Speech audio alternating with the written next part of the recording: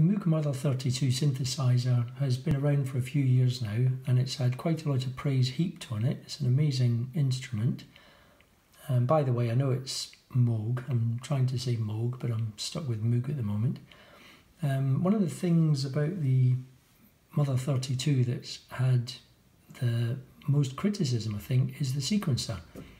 And that's a real shame, because the fact that it comes with a sequencer at all is pretty amazing. The part of the synth where the sequencer and keyboard controls are at the bottom here. So for example, you can play this little keyboard like any keyboard on a synth.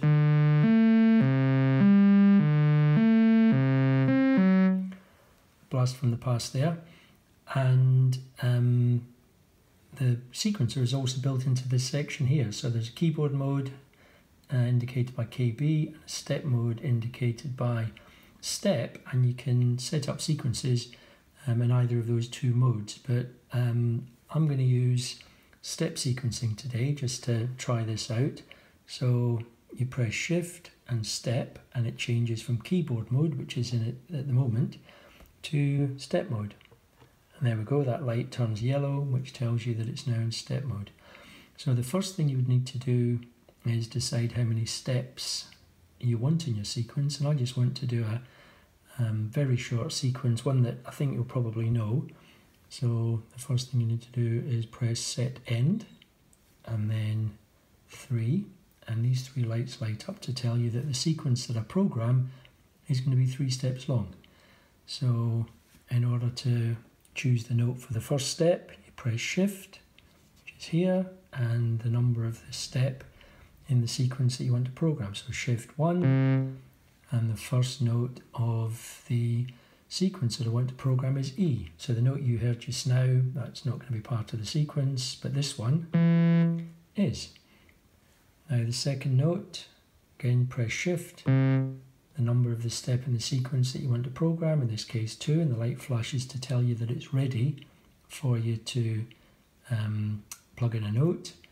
I'm going to press 1 because this is going to be a C, and then shift and number 3 in a very short sequence, and the third note in the sequence is going to be G, so C, D, E, F, G. And then you press shift and 3 again, that's you out of edit mode, and you're all ready to start playing your sequence. So let's hear how it sounds. So that's one I think you probably know. Turn the frequency.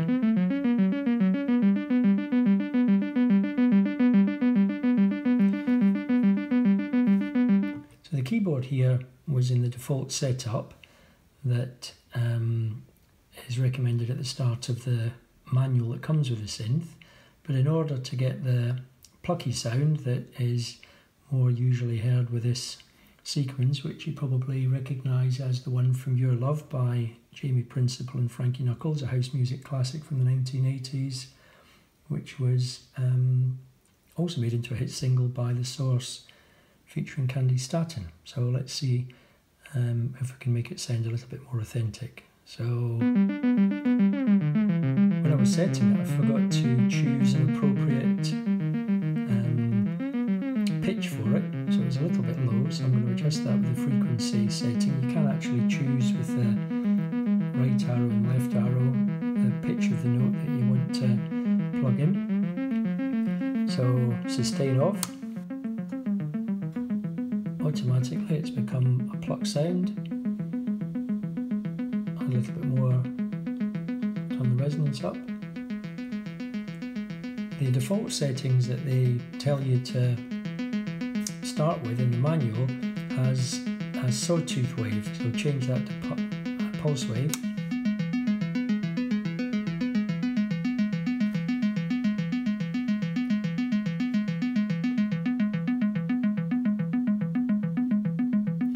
One of the things that I love about this sequence, it's a 3-note sequence, but the time signature of the track is actually 4/4. 1, 2, 3, 4, 1, 2, 3, 4. And even without the beat in the background, it starts to take on a kind of a life of its own, just as you listen to it. It's very hypnotic.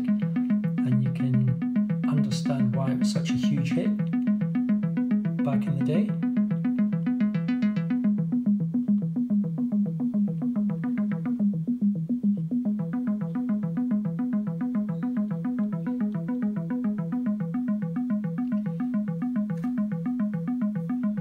Anyway, I just wanted to have a go at setting up that sequence very quickly while I was under a little bit of pressure, filming it, and I hope you found that helpful. I find the manual's a little bit involved. It wants to show you how to do absolutely everything with the sequencer, and there's lots of videos online, but again, quite often they're kind of complicated.